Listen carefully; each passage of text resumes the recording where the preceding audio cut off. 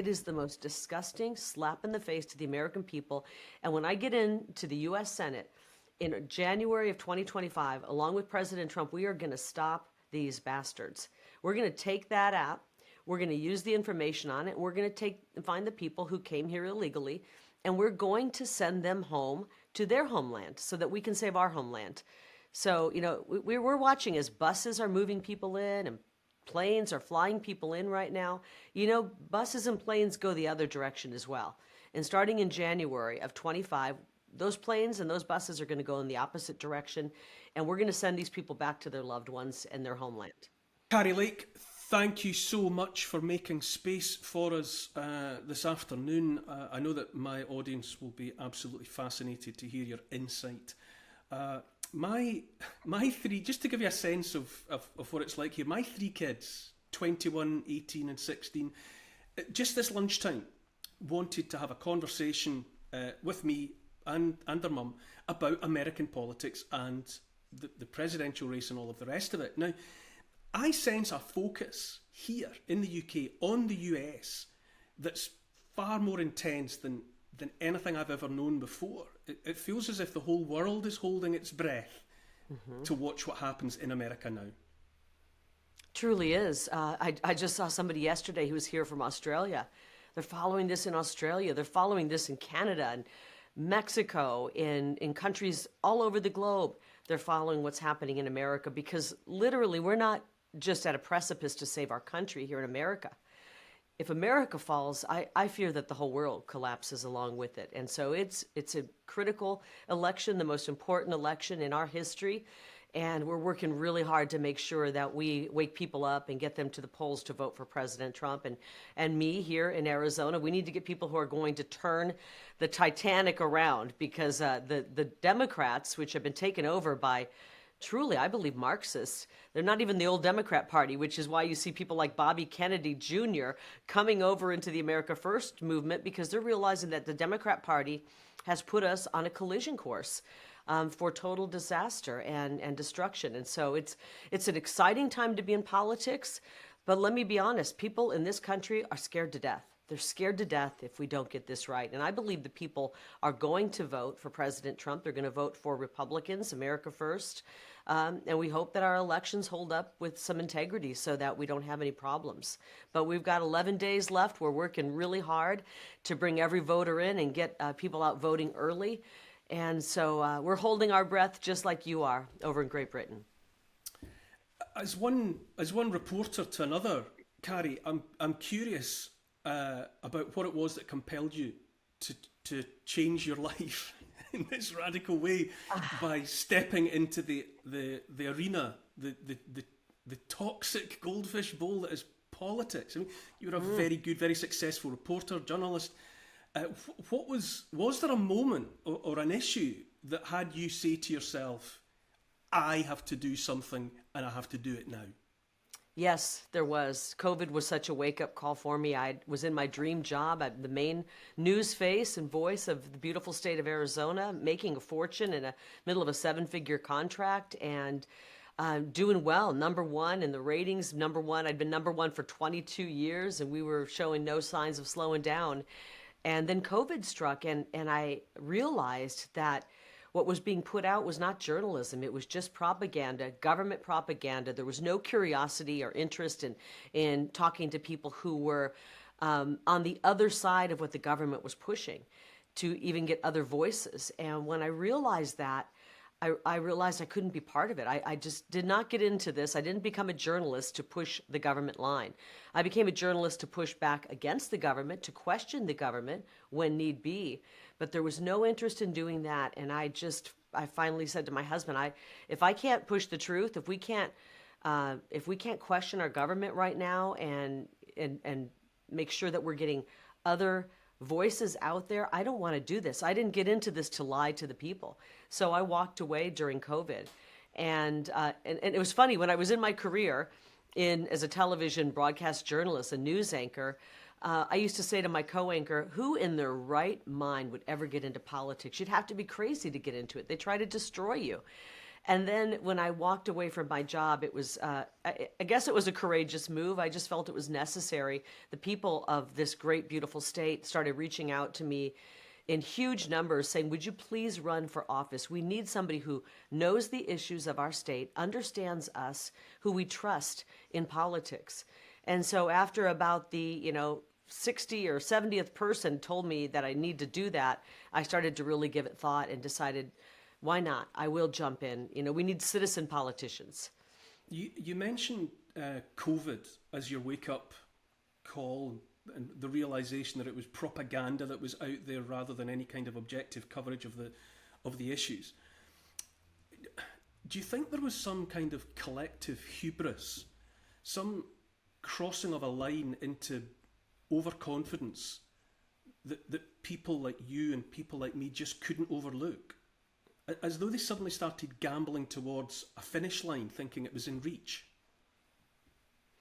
Oh boy. Well, I don't know. I mean, that's a difficult question. I just know that for me, as I was reading and putting together newscasts and seeing what the people we were talking to and realizing that we were really only pushing anything that was going to stoke fear, division, anger, I thought, wow, this is not honest reporting, and I can't do it. I just can't be a part of it.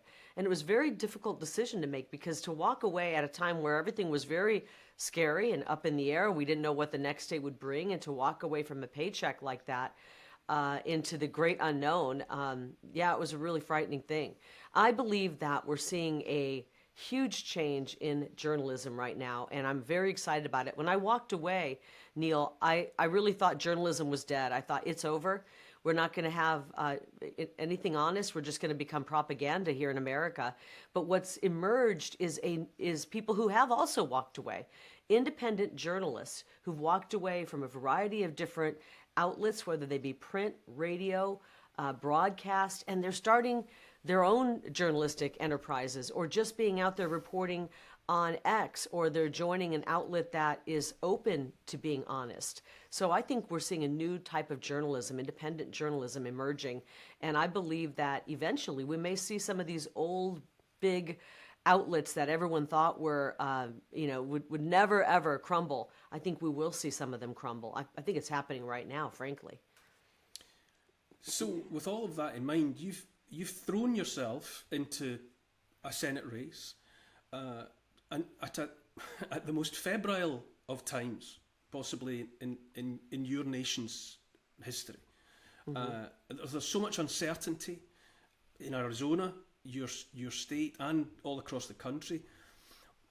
What are the forces and the challenges that you are facing locally and nationally as you push forward?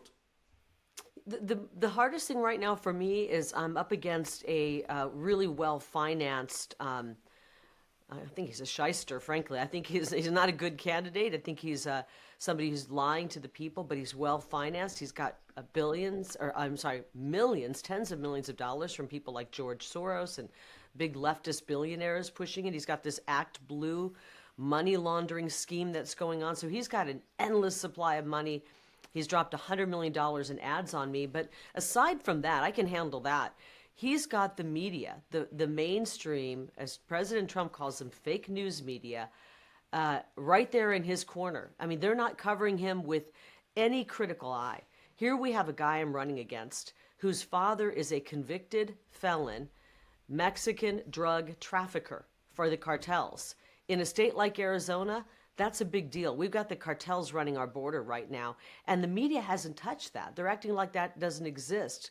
We've got a guy who actually defrauded Latino immigrants out of their life savings, who has voted for open borders, who's voted to defund the police. We've got a guy who walked out on his wife when she was days away from giving birth to their firstborn child and ran off with a D.C. lobbyist. I mean, this guy is just a ticking time bomb, and the media won't even touch it. But meantime, just like with President Trump, they make up stories about me that aren't true. They run hit piece after hit piece. So I got to deal with the $100 million in attack ads, and I got to deal with a media that is attacking me as well. But the good news is, Neil, that I have a 30-year relationship with the people of this amazing state. So when they say all these nasty things about me, the people just aren't believing it. Now, the rival you're talking about there is Ruben Gallego, who obviously is not he's not here to answer to any of what you're saying about him. However, Well, I can tell you, if he was here, he would ignore it and try to act like we didn't say that because he doesn't have an answer for it. He says he wishes he didn't grow up in that family with a drug smuggling, drug trafficking father. But yet, as a congressman, he's voted with Kamala Harris and Joe Biden 100% of the time. He's voted for the open border. He's voted to empower the cartels, and he's voted to allow deadly fentanyl to pour into our state. And so the people are going to vote him out. I really believe that. How much of an issue is money in politics? You know, we hear a lot about it. You know, the White House is almost for sale to the highest bidder, or at least it sometimes looks that way when you look at the colossal sums of money that are spent on the campaigns nationally. How deep, how terminal a problem is this? Is this something that has to be addressed within US politics, the prevalence and the power and the influence of money? I actually think we need to address it. I mean, the amount of money that goes into a race, you know, in our case, my opponent and his friends spending $100 million. We've got states where they're spending $300 million in a U.S. Senate race. We're looking into the billions now when you add up what's being spent in the presidential race. We look at local seats that they're pouring in $1 million here in Arizona, or state legislature seats where they're putting $4 million in. This is astronomical, and what it's doing is it's preventing real citizens from being able to step up and enter politics. If you don't have friends with deep pockets, if you're not tied to or beholden to an industry such as big pharma, the military-industrial complex, big media, if you're not tied into one of these entities that wants to control you as a politician, then you can't even run.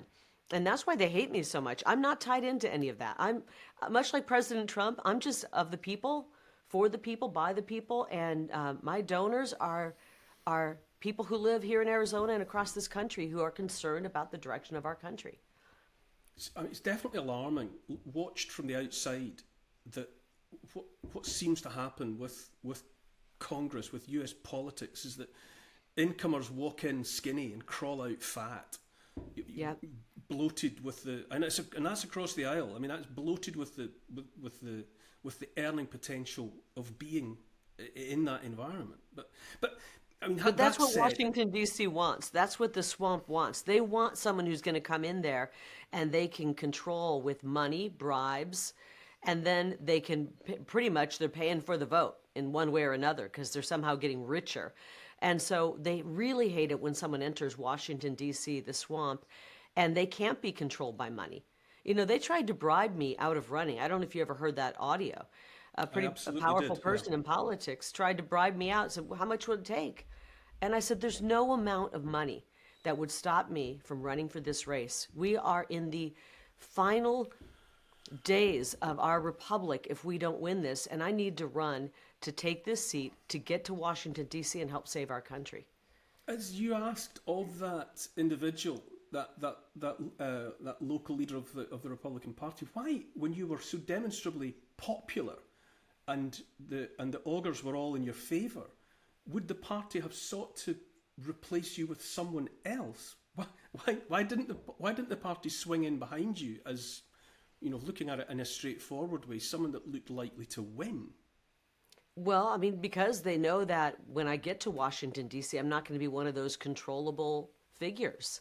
And, you know, there's enough corruption to go around. It's not just in the Democrat Party. There's a lot of corruption in the Republican Party as well.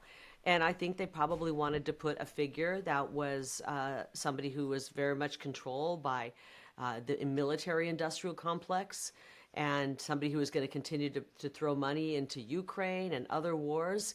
And I do believe they did not want somebody who was a MAGA figure. They wanted somebody who was not going to be in sync, aligned with President Trump. They've been trying to tear this man down because he's such a danger to this corrupt system. And they certainly didn't want to get a female kind of version of a MAGA candidate like President Trump, somebody who they couldn't buy, they couldn't corrupt, they couldn't blackmail. That's what I believe. And they couldn't control. They couldn't control. You make me think there right away. I think I'm almost loath to bring it up, but I think I have to mention that Bill Clinton, to talk about one of the silverbacks of the U.S. political class, he recently brought your race back to your appearance. Running against someone who is physically attractive but believes that politics is a performance art. What did that make you think? That was where he wanted to go. Oh boy, it's so funny. I mean, it kind of was a gift delivered, because here he comes to town, he's stumping for Kamala Harris and my opponent Ruben Gallego, and the headlines didn't say anything about that. So they, the whole purpose of bringing him into town is to bring headlines that are positive for the candidate you're stumping for, and he ends up saying that I'm attractive, which was, hey, listen, I'm a middle-aged woman. I'll take the compliment, okay? I'm not going to say no. I'm not going to take the compliment. I'm flattered by it. I'm happily married. I'm surprised because I thought Bill Clinton was into interns, people younger than me. And I certainly don't want to trigger Hillary Clinton or get on her really bad side, because I know that's a very dangerous place to be, as we've seen from many, many, many, many people who've just kind of mysteriously died. So I don't want to have anything to do with it. I'm backing away from it. Interesting, nonetheless, to see that the old Bill's mind still works the same way it always did. Yeah, some people just never change. They never change. But, we had just come back from 48 hours down on the border. When I got home, we crashed into bed. It was a really long day. We'd been on the border, and then we've been all over Maricopa County. And so I woke up to that story. Somebody had sent it to me, and I thought, oh my gosh, is this really happening? Bill Clinton talking about my appearance, which was quite hilarious. But was not hilarious was what we saw on the border, which is our government, the United States government, funded by we the people, who are assisting people coming across the border. They're still coming across the border. We were at one area where President Trump's wall ends, and every night between 75 and 100 people come across that area. And right there when they arrive is a sign that the government put up, which basically says, hey, we know you're here illegally, but go to this app. It's a QR code. It's the CBP1 app that our government put together, an app. It's kind of like Expedia. You go there and we'll put you up in a hotel. We'll get you transportation. We'll get you a job permit. We'll get you set up to do everything. And it's right there, instructions on how to, now that you've entered illegally, how to get settled in. It is the most disgusting slap in the face to the American people. And when I get into the U.S. Senate in January of 2025, along with President Trump, we are going to stop these bastards. We're going to take that app. We're going to use the information on it. We're going to find the people who came here illegally, and we're going to send them home to their homeland so that we can save our homeland. So, we're watching as buses are moving people in and planes are flying people in right now. Buses and planes go the other direction as well. And starting in January of 25, those planes and those buses are going to go in the opposite direction, and we're going to send these people back to their loved ones and their homeland. I watch with mounting disbelief the scale of the unrestricted immigration that's happening in the United States of America, but it's also happening in a country like Ireland, across the water from my homeland, what's happening in Britain itself, what's happening all across Europe. I wonder if there isn't a deliberate dismantling of the nation states that we have known in the West. What do you think about that assertion? And if it was the case, in whose interests might that dismantling be? Well, there's a globalist agenda. I think everybody watching understands that, and it is to take away sovereignty, national sovereignty from all of these countries, and turn them into just one big, huge blob of humanity, if you think about it. And so we don't have British, we don't have English people, we don't have Swedish people, we just mix everything together. And listen, we're a melting pot in America. And this is the only country that you can come to from anywhere in the world, and then you can call yourself an American. I could never, I think Ronald Reagan said this, I could go live in Germany and I can't call myself a German citizen. I'm never going to be German. I'm never going to be, if I go to, Jamaica, I'm never going to be Jamaican. But in America, if you come here and you come here legally, you are an American. And that's a beautiful thing. But they're trying to push this to where we don't have 190 sovereign nations around the country and around the globe with 190, this is what I'd like to see, duly elected leaders with 190 unique cultures, with 190 strong people, 190 strong, I should say, populations. And they don't want that. They want one big globalist blob where we're all ruled by, a number of probably corporations and billionaires. And that's not what we want in America. We want our republic to be standing, and we want the uniqueness of our culture to be standing. And I think many people around the globe feel the same way. The numbers in your country are staggering, frankly, as they are everywhere. But $150 billion that's been required, that has been siphoned off to support the new arrivals, which has necessitated cutting back on essential services for the resident population. What do you predict will be the long-term impact on the very fabric of America and of individual American communities? Well, I mean, look at Springfield, Ohio. When you import a population of tens of thousands of people from another culture so different, they brought in all these Haitian refugees. They didn't ask the people of Springfield if they're up for that. They just did it. And it completely is changing everything about that town. I just saw an interview with a girl who is a high school student, and she says the classes are filled with Haitians who don't even speak English. And in their school, they actually have 21-year-old men and students who are 21, they're men in the high school, with 14, 15, 16-year-old American students. And so this is a real problem because it's changing the culture so quickly that there's not even time to react and adjust. And they're asking that the American citizens do all the adjusting. It used to be you'd come here and you would assimilate and you would try to fit into our culture. And now the way that the Kamala Harris administration is pushing things, they want Americans to try to fit into these cultures of people who are coming here. And that's not the way it goes. And so this is why it's imperative that we work really hard to save America, our American culture. We are the most welcoming country in the world. We have a wonderful legal immigration program, and that does need to be tweaked and worked on. I think we need to improve that and make it so that we are allowing to immigrate here people who are going to help our economy, help our country, not just take people just because. And so we're going to have to work on that immigration system. But before we get there, we have 20 to 21 million people who in the past 3.5, 4 years under the Kamala Harris, Joe Biden, and with my opponent rubber stamping them along the way, who have invaded our country. And we cannot allow people who've invaded our country to remain here. We know we have actually convicted criminals, convicted murderers, convicted rapists. We have terrorists here. We have people who look like they're soldiers from other countries who poured into America. And that can't stand. And so I'm a middle-aged mom.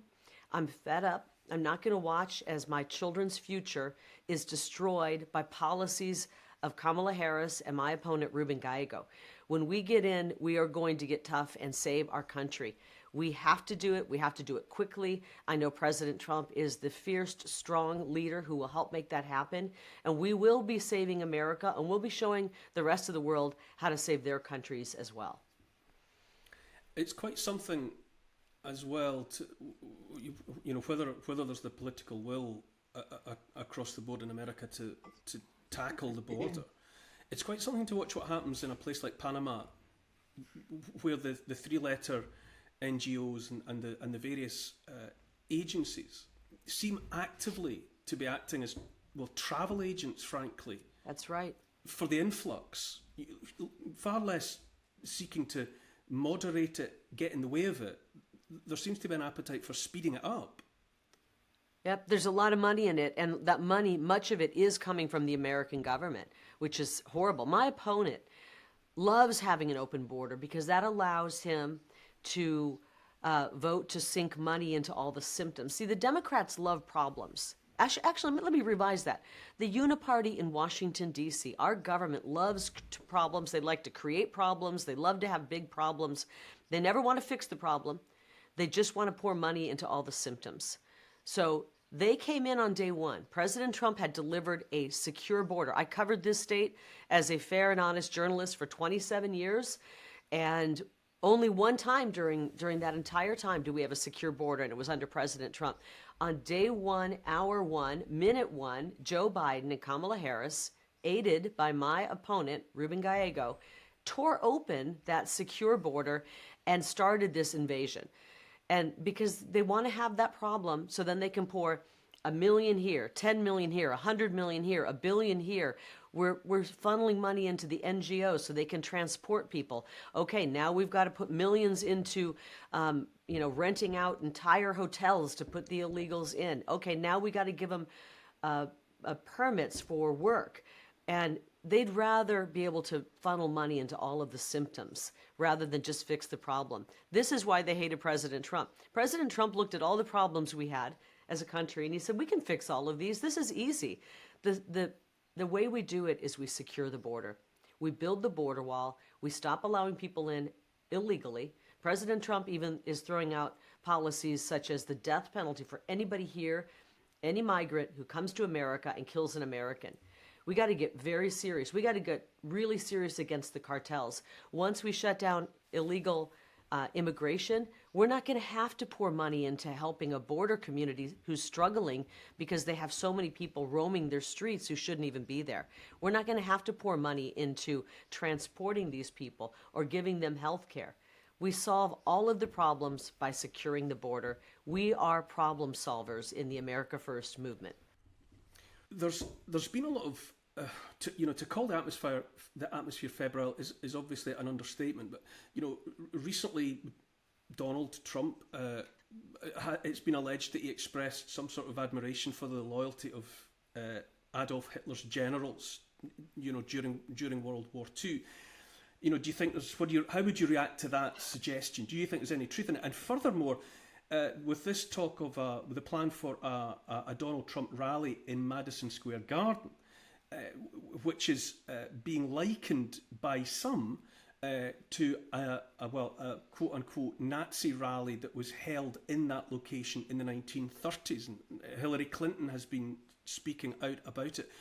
How do you react to that, aligning of your man Donald J. Trump with Adolf Hitler, Nazi rallies? What do you feel? One other thing that you'll see next week, Caitlin, is Trump actually reenacting the Madison Square Garden rally in 1939. I write about this in my book. President Franklin Roosevelt was appalled that neo-Nazis, fascists in America were lining up to essentially pledge their support for the kind of government that they were seeing in Germany. So I don't think we can ignore it. Neil, this is just gibberish and ridiculousness that is pushed by a media that has been trying to commit character assassination of an incredible man. And they've been doing this for now 9 years, almost going on a decade. I've never seen a smear campaign against one human being like I have against President Trump. I understand how the media works. It's propaganda. They've completely gone off the rails. They don't care about journalism. Anonymous sources. They throw a bunch of garbage out there. People who are hell-bent on destroying President Trump because they know he's going to get in office and end this corrupt system. Many people have held incredible events at Madison Square Garden, including Democrat politicians. I'm looking forward to another uplifting, high-energy rally from President Trump. He was just here in Arizona, Tempe, Arizona. About a week ago, he was in Prescott Valley. Last night, he was in Las Vegas. I would encourage people to go to a President Trump rally. It's the most patriotic, loving group of people you'll ever see. And I'm looking forward to him filling Madison Square Garden with New Yorkers who have had it up to here with crime on the streets, people being mugged on the streets, raped on the streets, beaten on the streets, the subway system that is filled with crime, people who are sick of watching as the hotels are filled up with by the taxpayer paying for it, with people there illegally. New Yorkers are fed up with what they're doing to that city. And I think President Trump's going to fill that Madison Square Garden and have an incredible, wonderful, positive rally and bring people together like he always does. And the media can continue their lies. No one's listening to them anymore. They are absolutely the most disgusting people and truly the enemy of the people. And they will go down in history as being some of the most loathsome people to ever walk planet Earth. A Republican New York City? A Republican New York in November? Is it possible? The way things are going, possibly, yeah. I mean, look how bad. You haven't been to New York lately. It's really bad. It's dangerous. The streets are dirty. The streets are dangerous. The people can't even afford to live. I just was talking to a New Yorker who said, I used to love living here. It was the greatest city in America, and now I can't wait to get out. I'm afraid to go outside in the building. You can't go out anytime after dark. Things are happening in the middle of the day. Crime, the subway's not safe. It's really bad there right now. All of our cities that are sanctuary cities for illegal immigration and that are run by Democrats have just fallen into such bad places, and the quality of life is gone. The safety is gone. Our families aren't safe. And so we're going to bring a big change in a most wonderful, positive direction. I want people who are watching in Great Britain to know that we love this country, so we love America so much. And those of you who are worried about what's going to happen in this election, we're working really hard over here to make sure that we save America. And when we do, we're going to put forth policies that are so positive and so wonderful and make the quality of life in America even better and our streets safer. And we're going to bring peace and prosperity, not just to America, but to the world. The plight of New York City breaks my heart at the moment, Kari. But I know that you're pressed for time. I know that you have other people to talk to right now. So thank you so much, Kari Lake, for being so generous with your time. We'll speak at a future time. Thank you. God bless you. And we're rooting for safety on your streets as well. We know things have gotten pretty dicey in Great Britain as well. Thank you, Kari Lake. Thanks. For more content like this, particularly about US politics at this most febrile time in the world of US politics, don't forget to subscribe to GBN America.